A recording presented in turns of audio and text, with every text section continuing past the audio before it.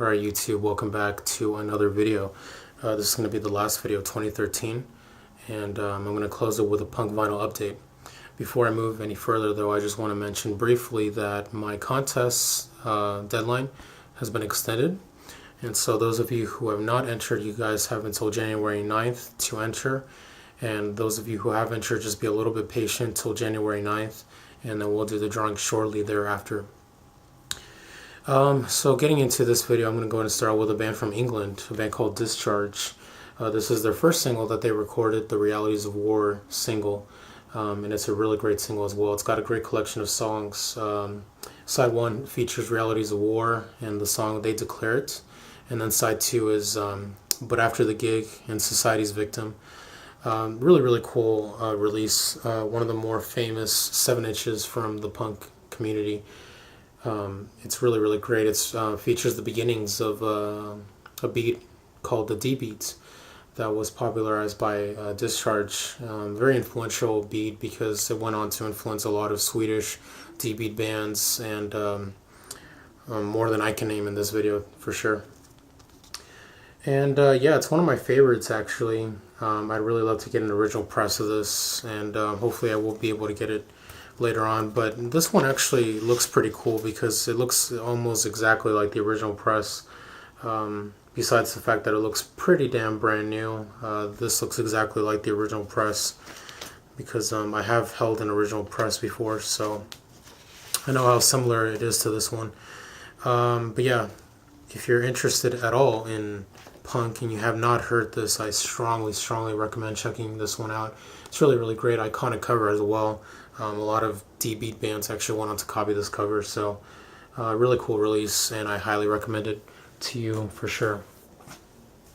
Moving on to another punk band. This one is a punk band that might fly under a lot of people's radar. It's a band called the Germs. This is their 7-inch release called Lexicon Devil. Now this band actually didn't release a hell of a lot of things. They only have one studio album, I believe. And but this is actually my favorite release by them, more so than the album, because it has a very specific sound to it. Of really, I can't really describe it, but it has this sound that I really love, and so for that reason, this is my favorite Germs release. Here's the back, and inside you get the lyrics. And this release is really cool because it features on clear red wax, as you can see there. My favorite song on here is probably No God, which kind of is one of those rare punk songs that actually takes a stab at religion. So really cool 7-inch for sure. Again, one of those bands that might flow under people's radar, even if you're into punk rock music. Being that they only released one song, it's just one of those that might be elusive in people's search for punk music. So yeah, the Germs, Lexicon Devil, definitely one to check out. I'm going to move on to a more obscure band. This band is actually from Sweden. I discovered them in a bargain bin actually. This is a band called Greenscab. This is their 7-inch called Kill, Proceed, and Rampage. Really cool release. I'm not sure exactly why I picked this up. It was actually a blind buy. Now blind buys for me don't actually work out all too well, surprisingly enough. Almost every time that I do a blind buy, it ends up being like crap.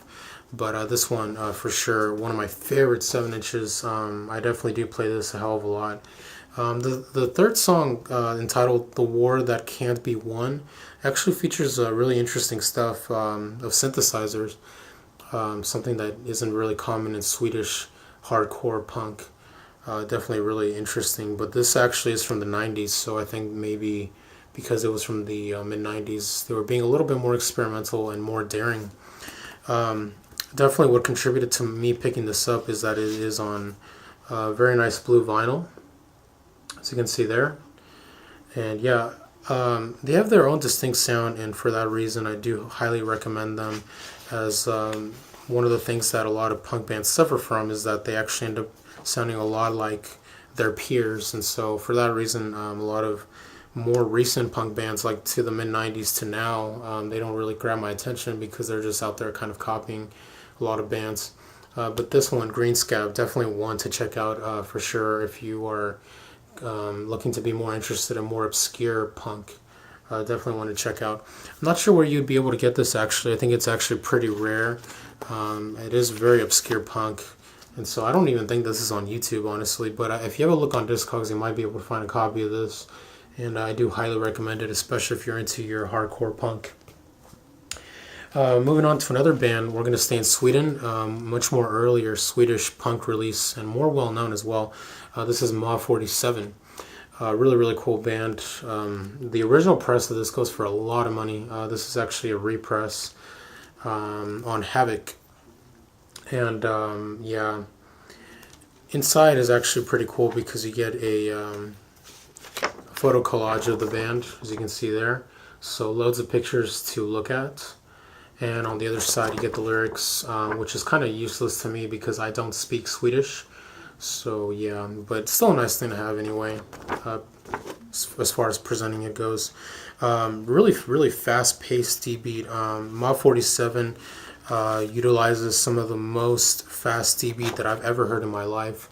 The drummer in this band is really crazy good. I regard him as one of the best drummers I've ever heard in my life, in fact. I can hardly keep up with him, even though I'm a pretty good drummer myself, if I do say so myself anyway. I'm not trying to brag.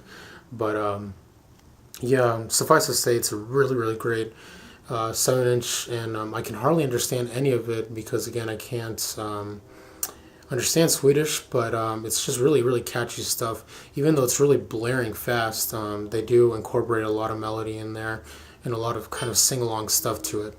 So yeah, Mob 47, this 7-inch is really good. I think it's just self-titled because it just says EP on the bottom. So if you have a look on Discogs and you search Mob 47, you should be able to find the 7-inch somewhere in there. But yeah, Mob 47, really cool band from Sweden. I do highly recommend them. And if you find the original press of that, it's going to be worth about $200, I would say. Really cool stuff there. Okay, moving on to some more well-known punk bands. This is a band called X. This is their debut release called Los Angeles. Definitely a more different punk band, really, because this actually has a female singer, and it's kind of incorporated with male vocals as well. So it's a really nice collection of songs, and the female singing is very prominent, and it's all throughout the release, and so definitely you can't miss it. And apart from Crass's Penis Envy, I would say that this is one of the more finer moments in female punk singing, for sure. Here's the back, has a picture of the band. And this is actually a second press, I believe, on Slash Records. Even though this doesn't come with an insert, it's still a nice thing to have. I ended up picking it up from a punk record store for about $15, so I got a good price on it because these days it goes for about $30. But I am looking to get an original press of it because it actually features, it has an insert sheet with the lyrics in there, so I'd much rather have that press. Some of the best songs on here, well, actually, you know what? They're all as good as each other, and it's just a masterpiece from beginning to end. But something that is worth mentioning is that the person that plays keyboards on here, he's actually the early keyboardist from the Doors, and they actually have a Doors cover on here, which is Soul Kitchen. And yeah, Ray from the Doors actually is on this album. So if you're a Doors fan, I would highly recommend checking out their cover of Soul Kitchen, which is on this album, and it's really great stuff. To get the original press of this, it's a bit expensive. I've seen it go for about $30 to $50, so that's probably what you'd be looking to pay for the original press of this. But yeah, really great release. If you can find a copy of this, I do highly recommend it. In fact, even if you're not a big fan of punk rock music, you might actually really like this album. So yeah, that's X, Los Angeles, and we are closing with a really great band here. This is a band called the Adolescents. Again, their debut on Frontier Records. I believe their debut was on Frontier Records, so don't quote me on that, I might be wrong. This is actually a repress on Frontier Records, and it's actually the second record that I ever bought in my life, so it is an album that I hold near and dear to my heart. Here's the back. It has a picture of the band there. And the bassist in this band is actually Steve Soto, who is from Agent Orange fame. And also the guitarists, they actually are from Social Distortion. So it's got a nice variety of band members in there from really well-known and acclaimed punk artists. And this one is actually pretty damn cool because it is on sort of a turquoise, kind of greenish blue. Really, really great stuff. When you hold it up to the light, it looks really green, but when you are without light, it looks really kind of baby blue, kind of. So it's kind of like a blue-green there. Man, I gotta tell you, this is just one of the best punk rock you'll ever hear. Again, if you're not a big fan of punk, you might actually really dig this. It has kind of a surfy edge to it, a lot of harmonizing vocals, great melody, and a lot of sing-along choruses on this one as well. To get this one on a repress, you're probably looking at about $15. For the original press, it's considerably more money, probably around 30 to 40. Though I've not looked into the original press too much, so don't quote me on that one. But yeah, really, really great album. And if you have a look on YouTube, you can actually find this album in all the songs. But yeah, the Adolescents is actually kind of a funny band because even though I really, really love this release, I don't actually love anything else they did.